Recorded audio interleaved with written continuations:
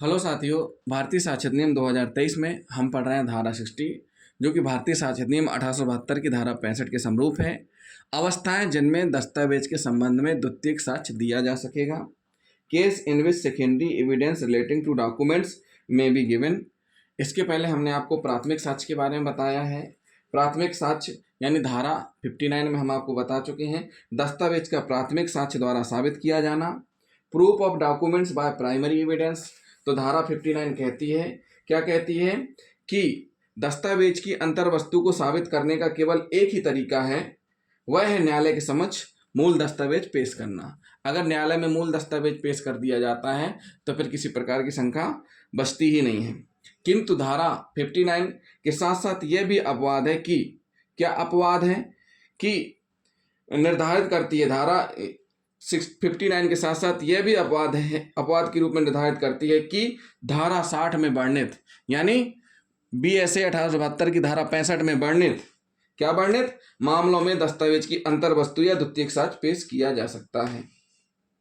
द्वितीयक साक्ष्य देने के पूर्व पूरा करना चाहिए, क्या पूरा करना चाहिए, निर्धारित शर्तें। किस चीज की निर्धारित शर्तें? जो कि धारा 60 में दी गई हैं, उन शर्तों को पूरा किया जाना चाहिए। दूसरे शब्दों में, दस्तावेज की अंतर वस्तु को द्वितीयक साक्ष्य तभी दिया जा सकता है जबकि इस धारा में जो विभिन्न परिस्थितियां दी गई हैं उनमें कोई भी परिस्थिति वर्तमान में हो। याद रखना चाहिए कि यदि धारा ऐसे व्यक्ति को लाभ पहुंचाने के उद्देश्य से नहीं रखी गई है, जो धारा है ये ऐसे व्यक्ति को लाभ पहुंचाने के उद्देश्य से नहीं रखी गई है जो जानबूझकर बेईमानी के उद्देश्य से न्यायालय में ऐसे दस्तावेज को पेश करने से इनकार करता है जो कि उसके कब्जे, शक्ति यानी पावर अथवा नियंत्रण में है। याद रखना चाहिए कि यह धारा ऐसे व्यक्ति को लाभ पहुंचाने के उद्देश्य से नहीं रखी गई है जो जानबूझकर या बेईमानी के उद्देश्य से न्यायालय में ऐसे दस्तावेज को पेश करने से इनकार करता है जो कि उसके कब्जे और शक्ति या अथवा नियंत्रण में है। यह धारा ऐसे लोगों के संरक्षण के लिए है जो सर्वोत्तम प्रयास के बावजूद भी अपने नियंत्रण से बाहर परिस्थितियों के कारण न्यायालय के समक्ष प्राथमिक साक्ष्य प्रस्तुत करने में असमर्थ हैं। ये जो धारा है, द्वितीयक साक्ष्य कब दिया जाएगा? तब दिया जाएगा जब सर्वोत्तम प्रयास के बावजूद भी अपने नियंत्रण से बाहर परिस्थितियों के कारण न्यायालय के समक्ष प्राथमिक साक्ष्य प्रस्तुत करने में असमर्थता है। अगर प्राथमिक साक्ष्य उसके पास नियंत्रण में है और वो बेईमानी से जानबूझकर पेश नहीं कर रहा है तो ये अलाउ नहीं होगा, ये धारा अलाउ नहीं करती है। यह उसी परिस्थिति में होती है जब सामने वाले ने सर्वोत्तम प्रयास कर लिया और वो प्राथमिक साक्ष्य उसके नियंत्रण में है भी नहीं है, बाह्य परिस्थितियों के कारण न्यायालय के समक्ष प्राथमिक साक्ष्य प्रस्तुत करने में असमर्थ है। क्या है? असमर्थ है। तो उन परिस्थितियों में सेकेंडरी साक्ष्य दिया जा सकता है। लिखित दस्तावेज की अंतर वस्तुओं का सर्वोत्तम साक्ष्य है। लिखित दस्तावेज क्या है? लिखित दस्तावेज अपनी अंतर वस्तु का सर्वोत्तम साक्ष्य है। उसे न्यायालय के समक्ष पेश करना चाहिए। लिखित दस्तावेज अपनी अंतर वस्तु का सर्वोत्तम साक्ष्य है, उसे न्यायालय के समक्ष पेश करना चाहिए, क्योंकि नकल और असल के बीच हमेशा अंतर होता है। क्या होता है? हमेशा अंतर होता है।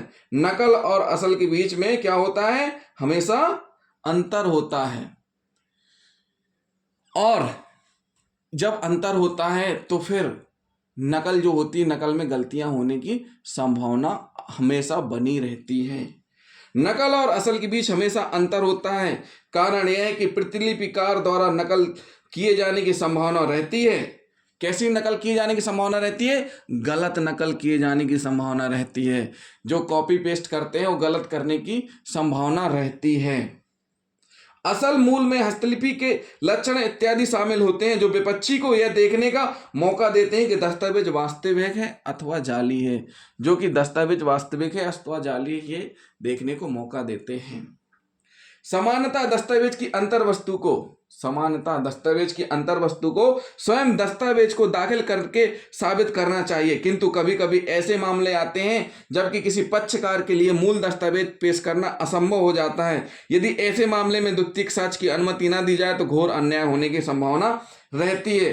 फलस्वरूप दस्तावेज की अंतर वस्तु के द्वितीय साक्ष्य की धारा 60 के अंतर्गत अनुमति दी गई है, लेकिन किन परिस्थितियों में? जब सर्वोत्तम प्रयास हो गया हो और उसके नियंत्रण के बाह्य स्थितियों के कारण पेश करने में असमर्थ हो प्राथमिक साक्ष्य। उन परिस्थितियों में भास्कर प्रधान बनाम नरहरि प्रधान के मामले में माननीय न्यायालय ने क्या कहा है? भास्कर प्रधान बनाम नरहरि प्रधान के मामले में ऐसी फोटो स्टेट प्रतिलिपि को साक्ष्य में ग्राह्य नहीं माना गया है जो धारा 60 यानी कि BS 1872 की धारा 65 की अपेक्षाओं को पूरा नहीं करती थी। यह साबित नहीं किया जा सका कि फोटो स्टेट प्रतिलिपि किसके द्वारा तैयार की गई, मूल दस्तावेज किसके द्वारा पेश किया गया, प्रथम पृष्ठ पर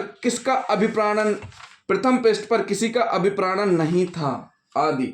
जहां उस व्यक्ति को जो स्थल निरीक्षण करता है तथा जिसके द्वारा असेसमेंट डायरी रखी जाती है उसे असेसमेंट के साक्ष्य के तौर में दाखिल किया गया हो तो वह ग्राह्य नहीं होगा, क्योंकि म्युनिसिपैलिटी की अधिनियम की धारा 330 के अनुसार जो प्रमाणित प्रतिलिपि जारी करने से संबंधित है जारी नहीं किया गया था।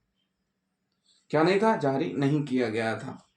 अब हम आपको बताएंगे कि ऐसी परिस्थितियां जिनमें दस्तावेज का द्वितीय साक्ष्य दिया जा सकता है, अर्थात दस्तावेज का द्वितीय साक्ष्य कब ग्राह्य होगा, हमने आपको बताया शॉर्ट में इसी के संबंध में।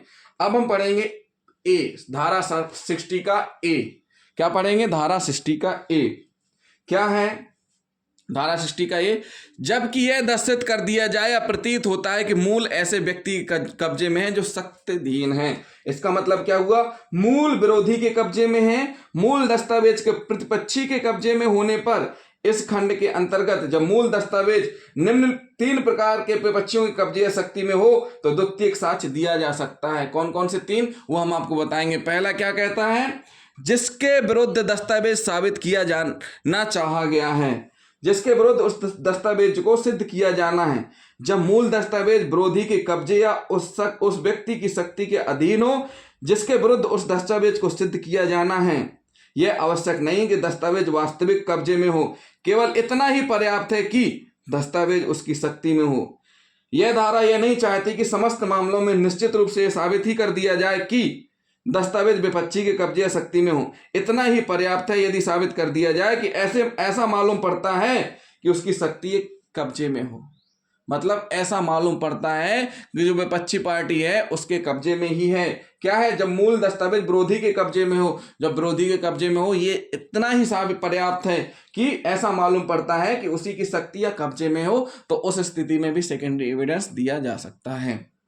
फिर इसका सेकेंड पॉइंट, यानी इसी का सेकेंड पॉइंट क्या कहता है कि जो न्यायालय की आदेशिका की पहुंच से बाहर है या ऐसी आदेशिकाओं के अध्ययन है। मतलब क्या हुआ? जब मूल इच्छा पत्र ऐसे व्यक्ति के कब्जे में है जो फ्रांस में हो, चीन में हो और उसे भारतीय न्यायालय द्वारा भारतीय न्यायालय में पेश करने के लिए मजबूर नहीं किया जा सकता हो, तो इच्छा पत्र का द्वितीयक साक्ष्य धारा 60 का के द्वितीय भाग के अधीन ग्राह्य हो जाता है। किसके?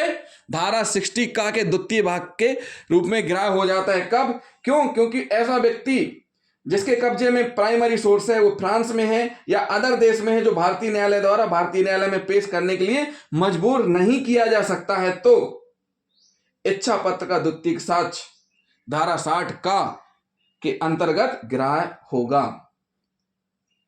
तीसरा क्या कह रहा है? जो स्वयं उसे पेश करने के लिए आबद्ध है, वह व्यक्ति जो वैध रूप से उसको पेश करने के लिए बाध्य है, किंतु जब वह व्यक्ति क्या कर रहा है? जब वह व्यक्ति पेश नहीं कर रहा है। क्या कर रहा है? जो वैध रूप से उसको पेश करने के लिए आबद्ध है लेकिन वह पेश नहीं कर रहा है। क्या नहीं कर रहा है? पेश नहीं कर रहा है। तो ऐसी स्थिति में क्या होगा? वैध रूप से पेश करने के लिए बाध्य शब्द का तात्पर्य उस व्यक्ति से जिसने अनुचित रूप से दस्तावेज को अपने कब्जे में रख रखा है। मतलब वो ओरिजिनल पेश करने के लिए बाध्य है लेकिन ओरिजिनल पेश नहीं कर रहा है, उस स्थिति में भी सेकेंडरी मान होगा। तो साथियों, ये हुए भाग 1 धारा 60 सब क्लोज ए का भाग 1। हमने क्या पढ़ा? धारा 60 सब क्लोज ए का भाग 1। अब हम पढ़ेंगे भाग 2। भाग 2 में हम आपको बताएंगे, क्या बताएंगे? विरोधी पक्षकार द्वारा स्वीकृत दस्तावेज, यानी कि बी बताएंगे, 60 का बी। तो जिन साथियों ने अभी तक हमारा चैनल सब्सक्राइब नहीं किया है तो सबसे पहले हमारे चैनल को सब्सक्राइब कर लें और वीडियो को अधिक से अधिक शेयर और लाइक भी करें, साथ ही साथ कमेंट्स भी करते जाएं। थैंक यू दोस्तों।